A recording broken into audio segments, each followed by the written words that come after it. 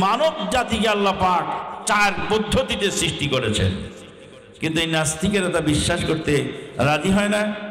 পরে নাস্তিক মাথা চুলকায়। বললাম যে তাহলে আপনি এবার একটা প্রশ্নের জবাব দেন, এই যে ডিম আর মুরগি, মুরগি ডিম পাড়ে আর মুরগি ডিম ফুটে মুরগি বের হয়, আচ্ছা বলেন তো যে এই পৃথিবীতে চলছে এটার চালকটাকে? তো বলছে rule by eternal loss of iron there is no god. স্রষ্টা বলে কেউ নাই, এগুলি শাশ্বত লৌহ বিধানে অটোমেটিকলি চলছে, এগুলি সব ন্যাচারাল প্রাকৃতিক নিয়ম। বলে একটা প্রশ্নের উত্তর দেন, মুরগি আগে জন্মেছে না ডিম? কয় ডিম? প্রাকৃতিক নিয়মে মুরগি ছাড়া তো ডিম হয় না। তো প্রথম ডিমটা কি তোর দাদি না তোর নানি, কে পারলো?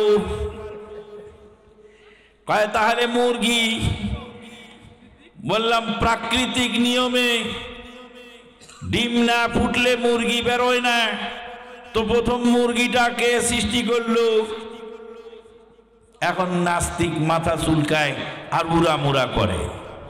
শোনো, যেখানে তোমার প্রশ্ন গিয়ে থেমে যায় ওখানে আমার আল্লাহর অস্তিত্বের প্রমাণ পাওয়া যায়। তাহলে বলদ ছাড়া এগুলি বিশ্বাস, এগুলি বলদ ছাড়া এইসব বাজে কথা বলে না। সম্মানিত উপস্থিতি, আজকে অমুসলিমেরা আমাদের ইসলামী সমাজকে ধ্বংস করার জন্য কঠিনভাবে তারা লেগে পড়ে গেছে। অনেক ষড়যন্ত্রে এই জাতিকে লিপ্ত করাবার চেষ্টা করছে। তার মধ্যে একটি হলো সিলেবাসকে ধ্বংস করে দেওয়া, সিলেবাসের মধ্যে বাজে কথা বলে দেওয়া। সেগুলি থেকে উত্তরণের উপায় আমরা বের করে চলেছি শিক্ষা সংস্কার। আহলে হাদিস আন্দোলন বাংলাদেশের তরফ থেকে 3টি সংস্কার ঘোষণা করা হয়েছে। একটি হলো শিক্ষা সংস্কার, একটা হলো অর্থনৈতিক সংস্কার, আর একটা হলো নেতৃত্বের সংস্কার। শিক্ষা সংস্কার, আমার দেশে 3 শ্রেণীর শিক্ষা ব্যবস্থা চলে। একটা হলো নাস্তিক্যবাদী মনোভাবের শিক্ষা, আর একটা হলো কোরআন সুন্নাহ ভিত্তিক শিক্ষার দাবিদার কিন্তু শিরক এবং বেদাতে ভরপুর, যেটা বেদাতীদের শিক্ষা কারিকুলাম। আর আরেকটা হলো কোরআন এবং সহিহ সুন্নাহ ভিত্তিক শিক্ষা, যেটা সুন্দরভাবে কোরআন এবং সহিহ সুন্নাহর নির্দেশনা আমাদেরকে শিক্ষা দেয়। সম্মানিত উপস্থিতি, এদেশে একটি প্রতিষ্ঠান আছে, তার নাম Islamic foundation Bangladesh. Islamic foundation Bangladesh এই প্রতিষ্ঠানটা গড়েছিলেন বাংলাদেশের প্রথম প্রেসিডেন্ট শেখ মুজিবুর রহমান, আল্লাহ তার উপর রহম করুন। তিনি এই প্রতিষ্ঠানটা গড়েছিলেন এদেশের মানুষ যাতে ইসলাম সম্পর্কে জানতে পারে। কিন্তু ইসলামিক ফাউন্ডেশন আজকাল যে সমস্ত বই পুস্তক ছাপায় আপনি আশ্চর্য হয়ে যাবেন। কোরআন সুন্নাহর খেদমতের পাশাপাশি শিরক ও বেদাতের এই বই পুস্তক ওখান থেকে ছাপায় দিচ্ছে। ইসলামিক ফাউন্ডেশনে একটা বই আছে, বইটার নাম হলো নবী আউলিয়াদের কিসসা শোনো। নবী আউলিয়াদের কিসসা শোনো। তা আমি বইটা নিলাম, নিয়ে কিসসাটা শুনি, দেখি কি আছে ওর মধ্যে। তো দেখলাম এক চ্যাপ্টারে লেখা আছে এগিয়ে এলো কাবা ঘর। কাবা ঘর আবার এগিয়ে গেল কোথায় দেখি? তারপরে কাবা ঘর এগিয়ে গেল। আমি পড়তে পড়তে দেখলাম সেখানে লেখক লিখছেন যে রাবেয়া বসরি হজ করার নিয়ত করলেন, আর আল্লাহ বললেন আল কাবা ঘর তুই তাড়াতাড়ি বসরায় চলে যা, আমার বান্দিরে আর কষ্ট দিস না। আল্লাহর নির্দেশে কাবা ঘর বসরায় চলে গেল। রাবেয়া বসরি বসরায় বসে কাবা ঘর তোয়াফ করে হজ পালন করলেন। রাবেয়া বসরির কষ্ট করা লাগলো না। তো বইয়ের মধ্যে লিখেছে, আমি পড়ে সেরে তারপরে দেখলাম, আমি তখন যখন এই বই পড়ছি তখন আমি মোটামুটি ক্লাস 5-এর ছাত্র। আমি বইটা পড়ে চিন্তা করি এই লোক আবার কিভাবে লেখলো। আল্লাহর নবী হজ করার জন্য মক্কায় গেলেন, মক্কার কাফেররা আটক করলেন, বাধা দিলেন। কোথায়? হুদায়বিয়ার মাঠে। কোথায়? হুদায়বিয়ার মাঠে বাবলা গাছ তলায় আল্লাহর নবী সাহাবী সবাইকে আটক করলো মক্কার কাফেররা। মক্কার কাফেরদের বাধাপ্রাপ্ত হয়ে আল্লাহর নবী হুদায়বিয়ার মাঠে সেখানেই বায়াতে রেদওয়ান সাহাবীদের হাতে হাত রেখে বায়াত গ্রহণ করলেন। মক্কার লিডার সুহাইল বিন আমরের নেতৃত্বে সেখানে হুদায়বিয়ার চুক্তি স্বাক্ষরিত হলো। হুদায়বিয়ার চুক্তি স্বাক্ষরিত করে আল্লাহর নবী মদিনায় ফেরত চলে গেলেন। এই বছর আর হজ করা হবে না, আগামী বছর কোষবদ্ধ তলোয়ার নিয়ে তারা মক্কায় ঢুকে হজ পালন করতে পারবে। আল্লাহর নবী ফিরে গেলেন কোত্থেকে? হুদায়বিয়ার বাবলা গাছ তলা থেকে ফিরে চলে গেলেন। মদিনা থেকে মক্কায় আসতে তদানীন্তন কালের পাহাড়ি পথ ঘুরে ঘুরে মানুষেরা চলাফেরা করতেন। প্রায় 700 কিলোমিটারের মতো পথ ছিল। প্রায় 700 কিলোমিটারের মতো পথ অতিক্রম করে আল্লাহর নবী মক্কার ঘরে পৌঁছতে আর মাত্র 15, 16 বা 17 কিলোমিটার বাকি রইল। এত কাছে যাওয়ার পরে কাবা ঘর আল্লাহর নবী এবং সাহাবীদের জন্য এগিয়ে এলো না। কাবা ঘর চলে গেল বাসরায় রাবিয়া বসরির খেদমতে।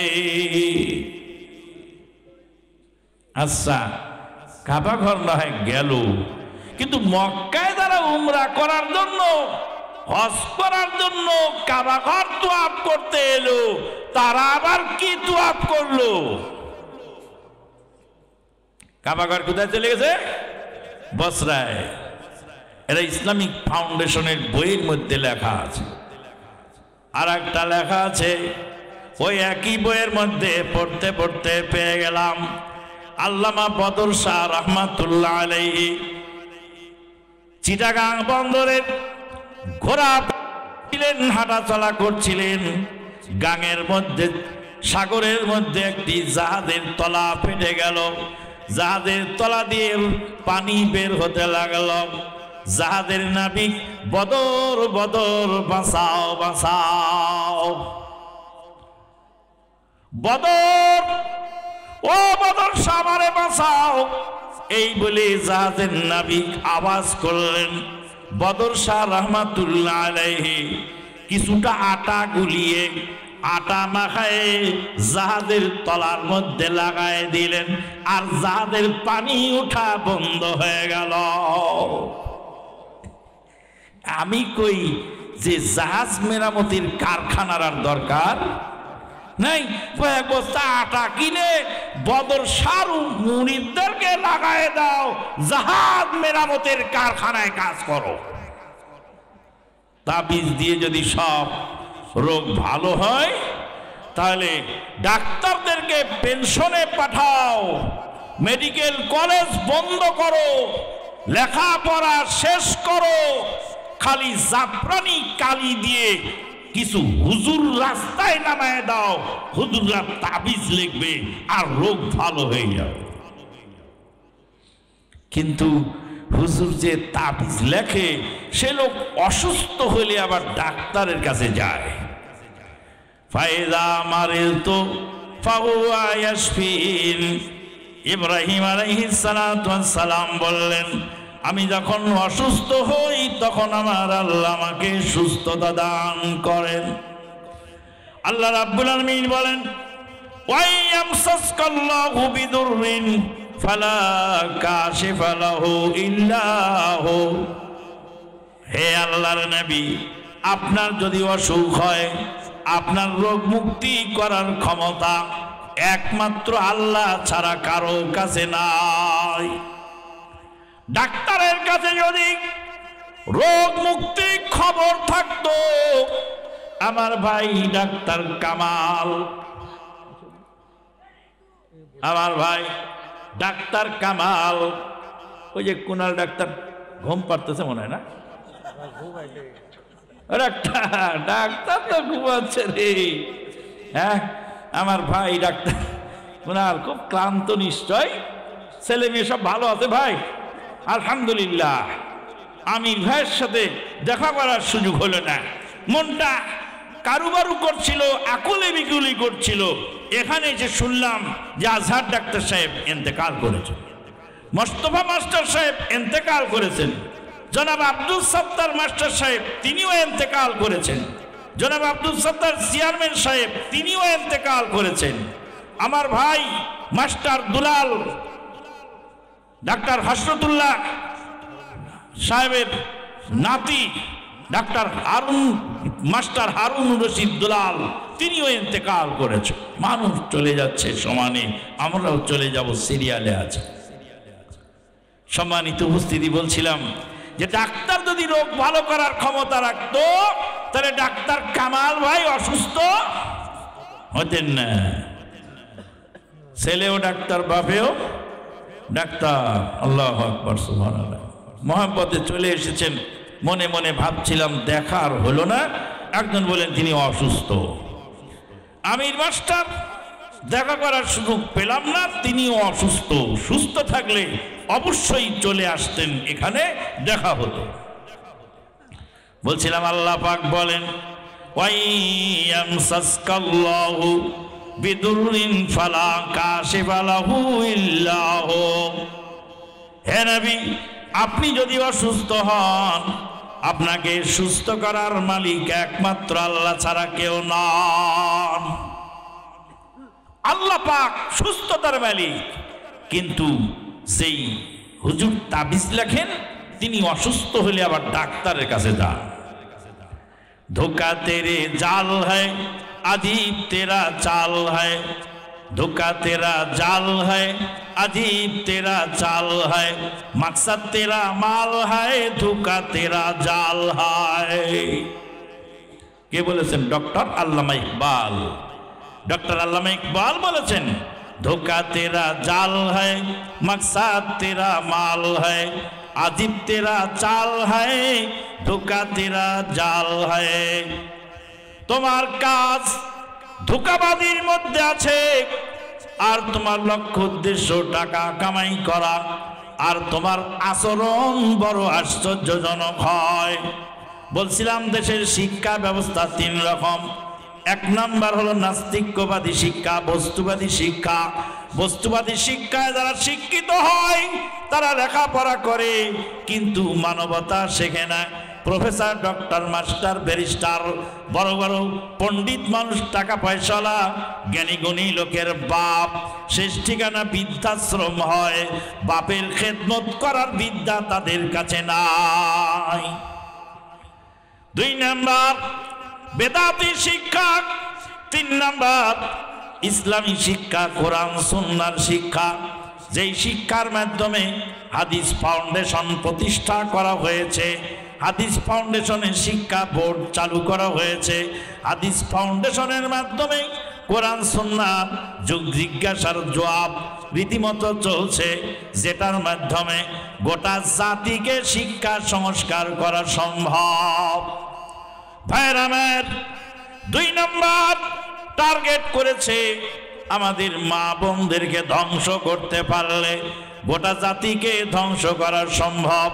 মা বোনদেরকে ঘর থেকে বের করে স্বনির্ভরতার নামে পর্দাহীনতা আর তাদেরকে বেলেল্লাপনা করতে পারলে গোটা জাতিকে ধ্বংস করা সম্ভব। মহিলারা হলো মায়ের জাতি, এই জাতিকে ধ্বংস করতে পারলে গোটা জাতিকে ধ্বংস করা সম্ভব। কবি ইব্রাহিম বলেছেন আল উম্ম মাদ্রাসাতুন ইযা আদাত্তাহা শিবান তাইয়িবাল আরাকি। একজন মা হলো মাদ্রাসা, যদি মাকে ভালোভাবে গঠন করতে পারো, মা গোটা জাতিকে সুন্দর জাতি উপহার দিতে সক্ষম হয়। সম্মানিত উপস্থিতি, মাঝখানে আর একটা কথা মনে থাকবে না? আমি বলি যে ডাক্তার কামাল ভাই কোথায় গেল রে টাকাটা? এই যে ডাক্তার কামাল ভাইয়ের কথাটা দিতে আসছে, আসার পথে ডাক্তার ভাই 500 টাকা আমার হাতে দিলেন। গোপনে দিতে বলেছিলেন, কিন্তু আমি গোপন আর রাখলাম না। কারণ হলো আপনাদের প্রত্যেকেরই দোয়ার প্রয়োজন। এই অসুস্থ অবস্থায় তিনি এখানে এসে বসেছেন। আজকের এই মাদ্রাসার জন্য 500 টাকা তিনি দান করেছেন। এই দানের ওসিলায় আল্লাহ যেন তাকে পূর্ণাঙ্গ সুস্থতা দান করেন। আল্লাহুম্মা আমিন। আল্লাহুম্মা আযহিবিল বাস রব্বান নাস ওয়াশফি আনতাশ শাফি লা শিফাআ ইল্লা শিফাউক শিফাআন লা ইউগাদিরু সাকামা। বলছিলাম, মাকে যদি ধ্বংস করা যায়, গোটা জাতিকে ধ্বংস করা সম্ভব। মাকে ধ্বংস করা গেলে গোটা জাতিকে ধ্বংস করা সম্ভব। মায়ের কারণে, মায়ের প্রভাবে ছেলে প্রভাবিত হয়, যদিও হয় সে ছেলে নবীর ছেলে। একজন হলেন নবীর ছেলে ইসমাইল আলাইহিস সালাতু ওয়াস সালাম, আর একজন নবীর ছেলে কেনান। কেনান হলো নূহ আলাইহিস সালামের ছেলে, আর ইব্রাহিম আলাইহিস সালামের ছেলের নাম ইসমাইল। ইব্রাহিম আলাইহিস সালামের ছেলে আল্লাহর অর্ডারে নিজের জীবন কুরবান করার জন্য প্রস্তুত। আর নূহ আলাইহিস সালামের ছেলে কেনান মহাপ্লাবনে ভেসে গেল, বাপের কিস্তিতে সুয়ার হলো না। কোরআনে সব বিবরণ দেওয়া আছে। আয়াত পড়ে পড়ে তর্জমা তাফসীর করতে গেলে রাত ভোর হয়ে যাবে, সময় কুলাবে না। আমি শুধু আপনার শিক্ষণীয় বিষয়টুকু আপনাকে শুধু বলতে চাচ্ছি, যেখানে দুইজনই নবীর ছেলে, দুইজনের শরীরে নবীর রক্ত। ইসমাইল আলাইহিস সালামের ছেলে ইসমাইল আলাইহিস সালাতু ওয়াস সালামের শরীরে ইব্রাহিম আলাইহিস সালাতু ওয়াস সালামের রক্ত, আর কেনানের শরীরে নূহ আলাইহিস সালাতু ওয়াস সালামের রক্ত।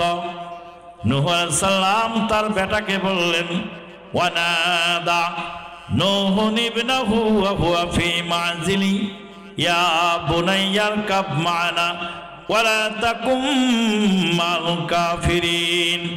নূহ আলাইহিস সালাম বললেন, বাবা কেনান রে, আমার সঙ্গে কিস্তিতে সওয়ার হও, কাফেরদের অন্তর্ভুক্ত হয় না। ছেলে জবাব দিচ্ছে, ওয়ালা সাবি ইলা জাবালি আসিমুনি মিনাল মা। আব্বা জান, ওই যে যদি পাহাড় দেখা যায়, ওই যদি পাহাড়ে আমি গিয়ে আশ্রয় গ্রহণ করব। আমি যদি পাহাড়, তোমার আল্লাহকে ডুবাবার ক্ষমতা রাখে না।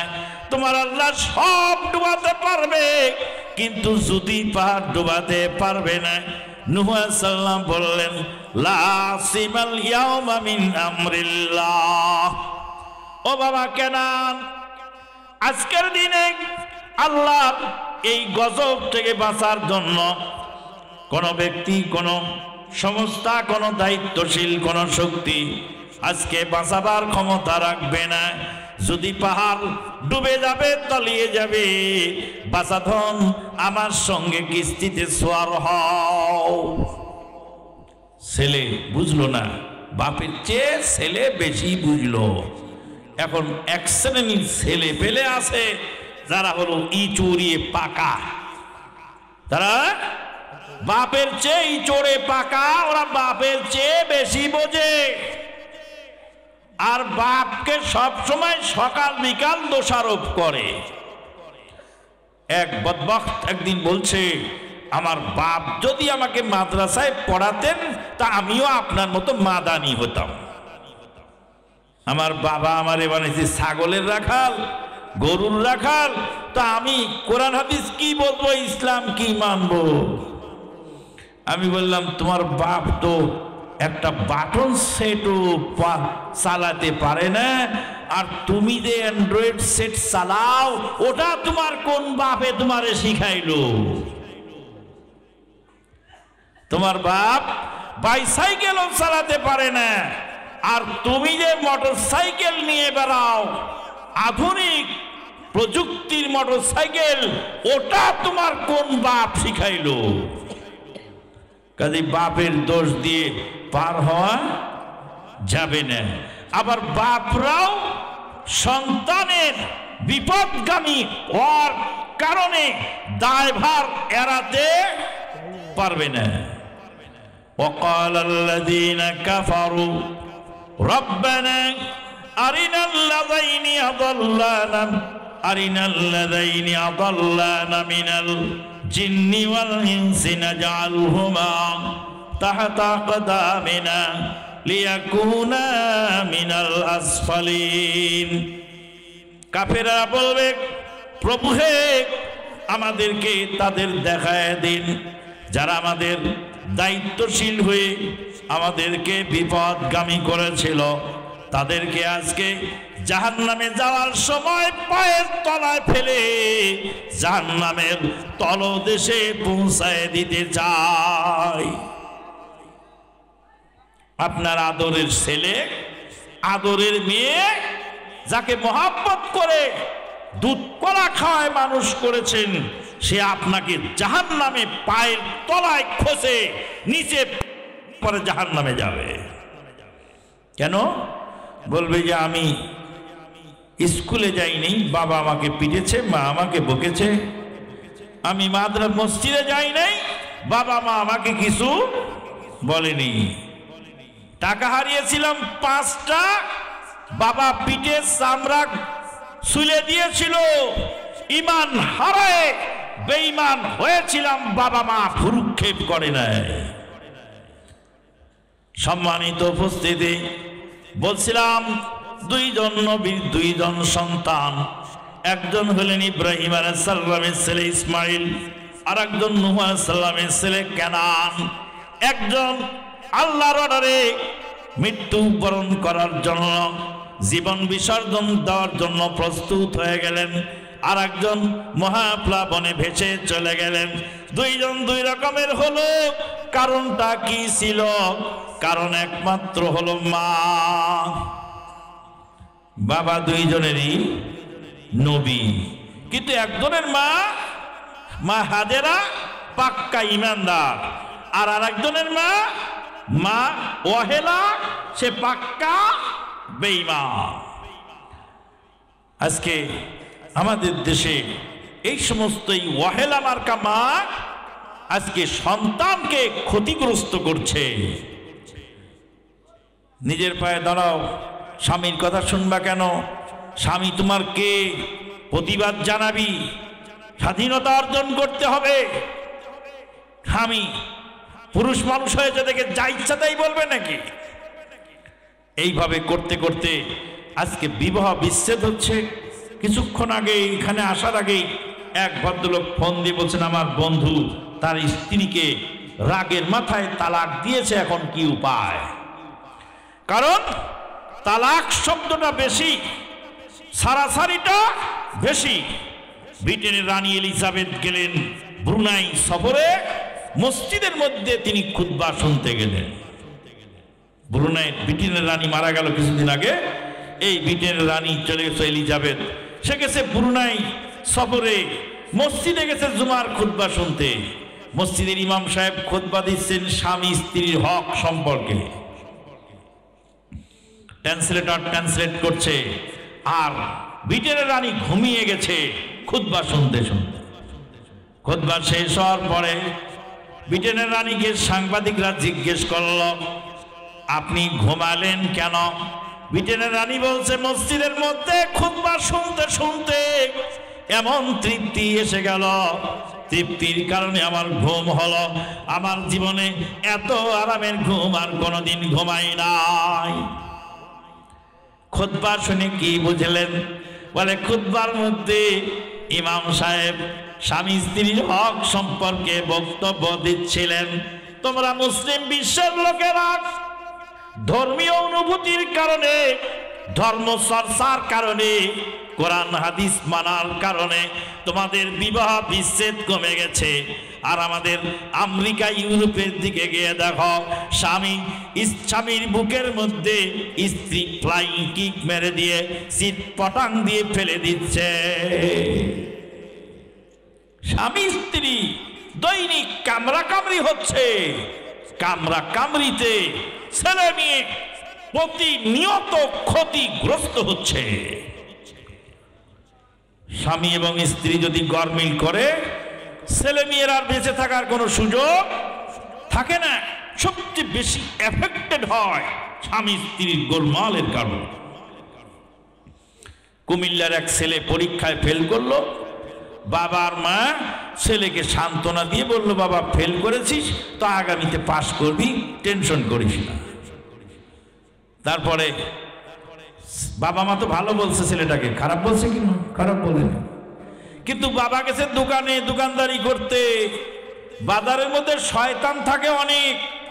এক শয়তান এসে কয়, কি গো তোমার বেটার রেজাল্ট কি? ও শয়তান জানে যে ওর বেটা ফেল করছে, তারপরে আর কাটা খায় নুনের ছিটা দেওয়ার জন্য ঘোরে। ও কি শয়তান? কে বলেছে? আল্লাহ। আল্লাযী ইউওয়াসওয়িসু ফী সুদুরিন নাস মিনাল জিন্নাতি ওয়ান নাস। জিনের শয়তান আর মানুষের শয়তান কুমন্ত্রণা দেয়। তোমার বেটা কি রেজাল্ট করেছে? বলে আমার বেটা ফেল করেছে রে ভাই। দুঃখের কথা আর কারে জানাই? বলে তোমার বেটা তো ভালো, রেজাল্ট তো ভালো হওয়ার কথা, তোমার বউয়ের কারণে তোমার ছেলে ফেল করেছে। বউকে টাইট করো, ছেলে ভালো হয়ে যাবে। একজন দুইজন তিনজন এসে একই কথা বলে। লোকটার রেগে বাড়িতে গিয়ে স্ত্রীর সাথে ঝগড়া লাগাই নিল। এই সর্বনাশী, তোর কারণে আমার ছেলে ফেল করছে। মহিলাটা বলছে, কোন শয়তানে কয় আমার কারণে আমার ছেলে ফেল করেছে? কোন মা কি চায় যে তার ছেলে ফেল করুক? এবার স্ত্রীকে মায়ের শুরু করলো, লাথি দিয়ে ভাতের প্লেট ফেলে দিল। ছেলে এই দৃশ্য স্বচক্ষে দেখলো। আমি ফেল করার কারণে আমার বাবা আজকে আমার মাকে মারলো। মা বেহুশ হয়ে পড়ে আছে বাপের হাতের মায়ের খেয়ে। ভাতের প্লেট লাথি দিয়ে ফেলে দিয়েছে। ছেলে সিদ্ধান্ত নিলে এই পৃথিবীতে আর থাকার দরকার নেই, বাড়ি থেকে আস্তে করে বেরিয়ে চলে গেল। একখানা চিঠি লেখলো, কুমিল্লার বাস্তব ঘটনা বলছি। একখানা চিঠি লেখলো আর বলল, আব্বা পরীক্ষায় ফেল করেছিলাম, আপনি সান্ত্বনা দিয়েছিলেন, লোকেদের উস্কানি পেয়ে আবার ভাতের প্লেট লাথি দিয়ে ফেলে দিলেন, মাকে ধরে মারলেন। আমার ফেলের কারণে আমার জন্মদাতা মা যদি তোমার হাতে মার খায়, মায়ের খেয়ে বেহুশ হয়ে পড়ে আছে ছেলের ফেল করার অপরাধে। আমি অপরাধী ছেলে দুনিয়াতে আর থাকতে চাই না, এই পৃথিবী থেকে বিদায় গ্রহণ করলাম। আমার মা হুঁশ ফেরার পরে যেন দেখে আমার কলঙ্কিত ছেলে দুনিয়াতে আর বেঁচে নাই। যার চলে যায় সেই বোঝে হয় বিচ্ছেদের কি যন্ত্রণা। যার চলে যায় সেই বোঝে হয় বিচ্ছেদের কি যন্ত্রণা। অবুঝ মনের অবুঝ প্রশ্নের কি দিয়ে দিব সান্ত্বনা। আমি চিৎকার করে কাঁদিতে চাহিয়া করিতে পারিনি চিৎকার, বুকের ব্যথা বুকে চাপা দিয়ে নিজেকেই দিয়েছি ধিক্কার। স্বামী স্ত্রী গরমিল করলে এত ক্ষতি হয়, গোটা সংসার ভেঙে যেতে পারে। ওই জন্য স্বামী স্ত্রী গরমিল করা যাবে না। স্ত্রীদেরকে ধৈর্য ধারণ করতে হবে এইভাবে যে জান্নাতের শুভ সংবাদ প্রাপ্তা মহিলা, নাম তার বিবি আসিয়া। বিবি আসিয়া ফেরাউনের মতো কাপ সংসার করে জীবন পার করলেন। ফেরাউন কমিনাতে আসিয়ারও পায়ে হাতে ঠুকিল লোহার মেঘ কত, সাবাসো সাবাসো আসিয়া বিবি না সারিল দিনদারি, দিনদারি চাহে এই মত। ফেরাউন কমিনাতে আসিয়ারো পায়ে হাতে ঠুকিল লোহার মেঘ কত। আল্লাহ রাব্বুল আলামিন বলেন, ফেরাউনের স্ত্রী বিবি আসিয়া মারা যাওয়ার সময় আল্লাহর কাছে বললেন, ইদ ক্বালাত রাব্বি বিনিলি ইনদাকা বাইতান ফিল জান্নাহ ওয়া নাজ্জিনি মিন ফিরআউনা ওয়া আমালিহি ওয়া নাজ্জিনি মিনাল কওমিজ যালিমিন। প্রভু হে, স্বামীর মহব্বতে জীবনে ধন্য হতে পারলাম না, স্বামী আমাকে মেরে পিটে নির্যাতন করে শেষ করে দিল। প্রভু হে, বিদায়ের সময় তোমার কাছে আমার একটা আরজ রয়ে গেল, আমার জন্য জান্নাতের মধ্যে তোমার কাছে একটি ঘর বানায় দিও, যেন আমি পরকালে প্রভু হে তোমার প্রতিবেশী হয়ে থাকতে চাই। ও মা, ও আমার বোন, ফেরাউনের মতো বেদিন বেঈমানের সংসার করলেন জান্নাতের শুভ সংবাদ প্রাপ্তা মহিলা বিবি আসিয়া।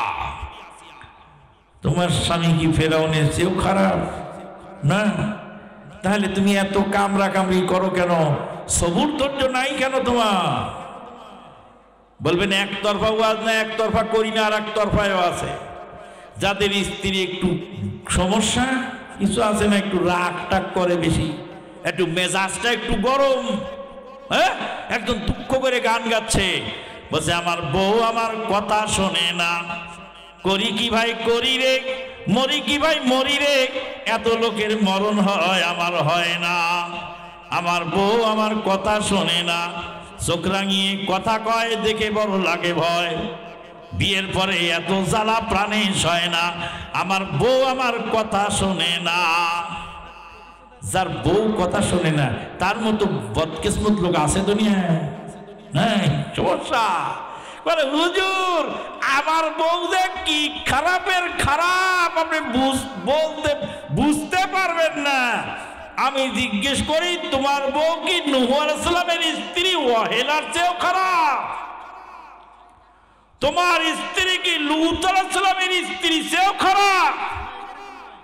দুইজন নবী, একজন নূহ আলাইহিস সালাম আর একজন লূত আলাইহিস সালাম, এই দুই জলিলুল কদর নবীর স্ত্রী ছিল, দুইজনের স্ত্রী ছিল কি বেঈমান। বেঈমান স্ত্রী নিয়ে নবীর চলে, তোমার চলে না কেন? ধৈর্য সহ্য কম, মনে মনে ভাবে বউ খেদায় আর এক বউ আনলে বোধহয় ভালো হয় না।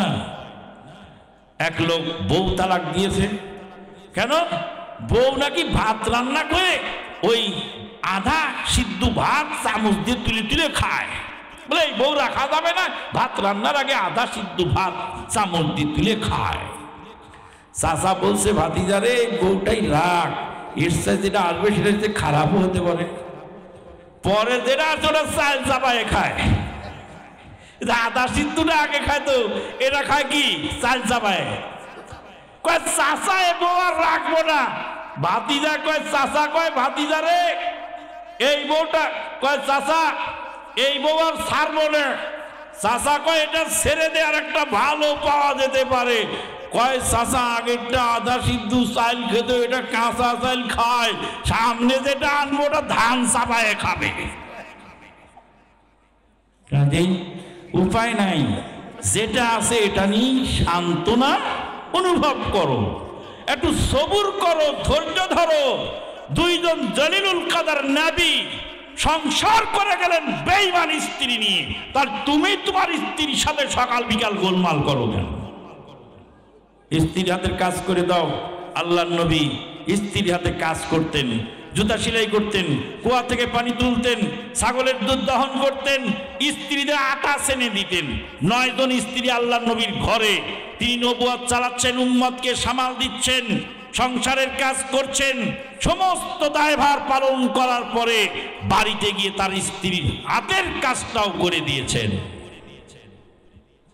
একটা বুখারীর হাদিস বলছি, আপনারা হাদিসটা বুঝার চেষ্টা করেন। আল্লাহর নবী সাল্লাল্লাহু আলাইহি ওয়াসাল্লাম বসে আছেন সাহাবীদেরকে নিয়ে। আর এর মধ্যে আয়েশা সিদ্দিকা রাদিয়াল্লাহু তাআলা আনহার ঘরে আল্লাহর নবী বসে আছেন, বুখারীর হাদিস বলছি।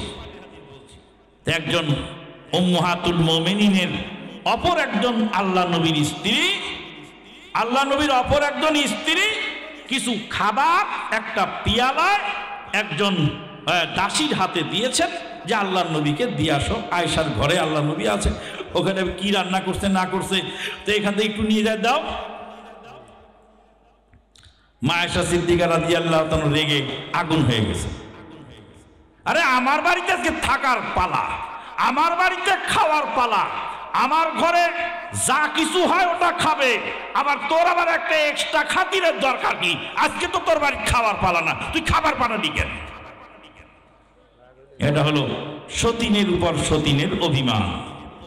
রাগ করে মা আয়েশা সিদ্দিকা রাদিয়াল্লাহু তাআলা আনহার বয়স কম, ওই যে সভাপতি দেখাচ্ছে, তারপরে একটা লাঠি হাতে করে আল্লাহর নবীর স্ত্রী আয়েশা সিদ্দিকা রাদিয়াল্লাহু তাআলা আনহা ওই দাসীর হাতের উপর মারলেন বাড়ি। বাড়ি মারার পরে তরকারির বাটি নিচে পড়ে গেল, খাদ্যের বাটি নিচে পড়ে গেল, ভেঙে গেল, খান খান হয়ে গেল, আর খাদ্যগুলি ছড়িয়ে পড়ল। আর সাহাবায়ে কেরাম ওখানে বসা আছেন। আপনারা যদি এই সারঘাট বাঘা থেকে কিছু মেহমান আমার বাড়িতে যান, আর আমার স্ত্রী যদি বাড়ির কাদের মেয়ের হাতের উপরে বাড়ি দিয়ে আপনাদের চোখের সামনে যদি পাত্রটা ভেঙে ফেলে, তখন আমার অবস্থা কি হবে আর আপনারা কি বলবেন? আপনারা বলবেন, ও মৌলবী তুমি এত ওয়াজ করো কিন্তু তোমার বাড়ি সামাল দিতে পারো না। আর আমি বলবো, রে শয়তান, তোর জন্য আমার মান ইজ্জত সব গেল, বাঘার ঘাটের লোক আমার দুর্নাম গেয়ে বেড়াবে যে মৌলবী ভোর আচরণ ভালো না, আলেম চেনে না গায়, আলেম চেনে না মায়, আলেম চেনে না জরু, আলেম চেনে না ঢোঁস দেওয়া গরু। গায়ের লোক আলেম চেনে না। তো যাই হোক, তখন আমি কি করব? আমি রাগান্বিত হয়ে হয়তো আমার স্ত্রীকে বলবো, তোমার দ্বারা আমার সংসার চলবে না। কিন্তু আল্লাহ নবী কি করলেন? বুখারীর হাদিস শুনুন ভালো করে।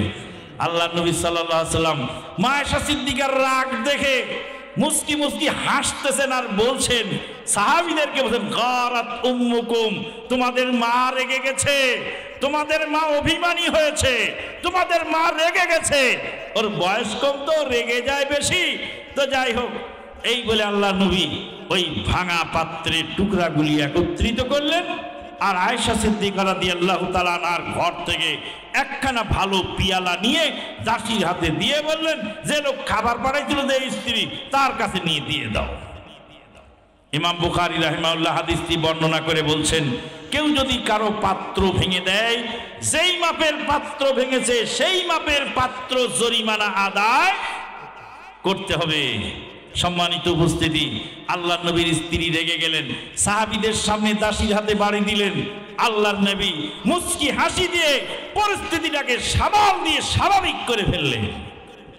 আপনার স্ত্রী রাগ করে চলে যাচ্ছে বাড়িতে, আপনি যদি বলে, এই বুড়া কালে তুমি যে রাগ করে যাও, যে তুমি আমার ছেড়ে আবার যে যাইবা, তোমার এই বুড়া কালে কেডায় বসবে গো? কেউ নিবে না, তো আমার কাছে আবার থাকবে, এত রাগ করে লাভ কি? এটা যদি হাসি মুখে আপনি বলেন, তাহলে রাগ থামবে না কমবে? অবশ্যই রাগ কমবে ইনশাআল্লাহ। আমাদের দেশের একজন আলেম ছিলেন, গাঠি ব্যবসা ঘাড়ে করে, ব্যাগ ঘাড়ে করে যাচ্ছেন ওয়াজ করতে। এই ঈদের এক দুই দিন পরেই এবার আলেম সাহেবের স্ত্রী বলছে, এই কই যাও তুমি? আমি ওয়াজ করতে যাচ্ছি। এই তুমি ওয়াজ করতে যাও ঈদের বাজারে, তো তুমি বাইরে ওয়াজ করতো, বাড়ির ওয়াজ কে করে? থামো, ব্যাগ কারিনি ফেলে দিয়েছে, যাও, তো কোনো ওয়াজে যাওয়া চলবে না। আলেম সাহেবের ব্যাগ কেড়ে নিল আলেম সাহেবের স্ত্রী। আলেম সাহেবকে এখন আর যেতে দিবে না, আটক করছে। আলেম সাহেব ছিলেন খুব রসিক মানুষ, বড় বুদ্ধিমান মানুষ, বড় পণ্ডিত মানুষ। তিনি বলছেন, মহারানী ভিক্টোরিয়ার সদয় সম্মতি হলে আমি আমার ওয়াজ মাহফিলটা একটু যেতে পারি, কারণ সেখানে ওয়াদা দেওয়া হয়েছে, তারা পোস্টার মাইকিং করেছে। মহারানী ভিক্টোরিয়ার কাছে সদয় সম্মতি প্রার্থনা করছি। তখন স্ত্রী তো শিক্ষিতা ছিলেন, তিনি বলছেন যে একে আর থামানো যাবে না, আচ্ছা যাও। ঠিক করে হাসি দিয়েছে। মহারানী ভিক্টোরিয়া একটা শব্দ বলাতেই, যদিও একজন অমুসলিম মহারানী ভিক্টোরিয়া মুসলিম নয়, কিন্তু তার মানে তাকে একটা মর্যাদাবান বলার কারণে সে খুশি হয়ে গেল। আল্লাহ নবী সাল্লাল্লাহু আলাইহি সাল্লাম বলছেন, স্ত্রীদের সঙ্গে কোমল ব্যবহার করো, স্ত্রীদের সঙ্গে মোলায়েম ব্যবহার করো, এদেরকে একটু পাম্পট্টি দিয়ে চালায়ও। তরকারি যদি ভালো হয়, তরকারিতে লবণ বেশি হয়ে গেছে, যদি বলেন দুধ তুরি ছাই কি রান্না করেছিস, তখন বলে রান্না করে তুই খা, তুই গেল ভালো করে রান্না করে গেল, তোকে আর রান্না করে দিব না। আর আপনি যদি বলেন যে রান্নাটা খুব সুস্বাদু হয়েছে, খেতে খুব মজা লাগছে, মনে হচ্ছে রাঁধুনির হাতটা চেটেই খাই, কিন্তু লবণটা আর একটু কম হলে স্বাদ আরো বেড়ে যেত, এইভাবে যদি আপনি বলতে পারেন, ইনশাআল্লাহ দেখবেন অ্যাডজাস্ট হচ্ছে। আল্লাহ রাব্বুল আলামিন আমাদেরকে তৌফিক দান করুন যে স্বামী স্ত্রীর গরমিল যেন কমে যায়। স্বামী স্ত্রীর গরমিল যদি কমে, তাহলে সন্তানরা বিপদগামী হবে না। আজকে সন্তানদেরকে লালন পালন করার জন্য আদর্শবতী মা তৈরি করা দরকার। মা খাদিজার মতো, মা খাদিজা রাদিয়াল্লাহু তাআলা আনহা সম্পর্কে জিবরিল আমিন বলেন, ইয়া রাসূলুল্লাহ সাল্লাল্লাহু আলাইহি ওয়াসাল্লাম, ওই যে খাদিজা আসতেছে পাত্র হাতে, ওর পাত্রের মধ্যে খাবার আছে, পানীয় আছে। খাদিজা আসলে খাদিজাকে বলেন, আমার আল্লাহ 7 আসমানের উপর থেকে খাদিজাকে সালাম বলেছেন। সালাম পাঠাইছেন খাদিজাকে কে? আল্লাহ। তিনি আরো বলেন, ইয়া রাসূলুল্লাহ, আমার তরফ থেকে, জিব্রাইল ফেরেশতার তরফ থেকে খাদিজা রাদিয়াল্লাহু তাআলা আনহাকে সালাম বলে দিও। মা আয়েশা সিদ্দিকা রাদিয়াল্লাহু তাআলা আনহা এমন ধৈর্যশীলা রমণী ছিলেন। আল্লাহর নবীর স্ত্রী মা আয়েশা সিদ্দিকা রাদিয়াল্লাহু তাআলা আনহা বলেন, রাইনাল হিলাল সুম্মাল হিলাল সুম্মাল হিলাল, বাগনারে চাঁদের পর চাঁদ চলে গেছে, মাসের পর মাস চলে গেছে, আল্লাহর নবীর চুলায় আগুন জ্বলে নাই। লাইলাতুল কদরের রাত্রিতে মা আয়েশা সিদ্দিকা রাদিয়াল্লাহু তাআলা আনহা জিজ্ঞেস করেন, ইয়া রাসূলুল্লাহ সাল্লাল্লাহু আলাইহি ওয়াসাল্লাম, লাইলাতুল কদরের রাত্রিতে আমি কোন দোয়া পড়ব? আল্লাহর নবী বলেন, আয়েশা তুমি পড়ো, আল্লাহুম্মা ইন্নাকা আফুউন তুহিব্বুল আফওয়া ফাফু আন্নি। হে আয়েশা, তুমি লাইলাতুল কদরের রাত্রিতে দোয়া পড়ো, আল্লাহুম্মা ইন্নাকা আফুউন তুহিব্বুল আফওয়া ফাফু আন্নি। আল্লাহ তুমি ক্ষমাশীল, তুমি ক্ষমা বড় পছন্দ করো, সুতরাং তুমি আমাকে ক্ষমা করে দাও। আমার বাড়িতে আয়েশা আছে, নবীর বাড়িতে আয়েশা ছিল, আপনার বাড়িতে আয়েশা আছে, নবীর বাড়িতে আয়েশা ছিল। আমার বাড়ির আয়েশা আর আপনার বাড়ির আয়েশা, নবীর বাড়ির আয়েশা লাইলাতুল কদরের রাত্রিতে লাইলাতুল কদরের দোয়া খুঁজতেছিলেন, আর আমার বাড়ির আয়েশা আপনার বাড়ির আয়েশা লাইলাতুল কদরের রাত্রিতে নিউ মার্কেটে গিয়ে পুরুষদের সঙ্গে ডলাডলি করে, মার্কেটে গিয়ে মার্কেটিং করে। লাইলাতুল কদর কোন দিক দিয়ে যায় তা খুঁজে পাওয়া যায় না। আল্লাহ নবীর স্ত্রী মা আয়েশা সিদ্দিকা রাদিয়াল্লাহু তাআলা আনহা, আল্লাহর নবীর স্ত্রী মা আয়েশা সিদ্দিকা রাদিয়াল্লাহু তাআলা আনহা যেদিন ইন্তেকাল করেন, বাকিউল গারকাদে দাফন করলেন মা আয়েশা সিদ্দিকার বড় বোন আসমা বিনতে আবি বকর সিদ্দিকের ছেলে মা খালামণিকে কোলে করে নিয়ে কবরে শুইয়ে দিয়ে বললেন, জগৎবাসীরা শুনে নাও, আমার খালামণি আয়েশা আল্লাহর নবীর ঘরে 18 বছর সংসার করেছিলেন, 9 বছর সংসার করেছিলেন। 18 বছরের ভরা যৌবনে আমার খালামণি বিধবা হয়েছিলেন। 68 বছর বয়সে পৃথিবী ত্যাগ করলেন। আল্লাহ নবীর ইন্তেকালের পরে 50 বছর আয়েশা সিদ্দিকা দুনিয়ায় বেঁচে ছিলেন। কেন ছিলেন? ইলমের ভান্ডার মদিনায় চাপা দিয়ে গেল।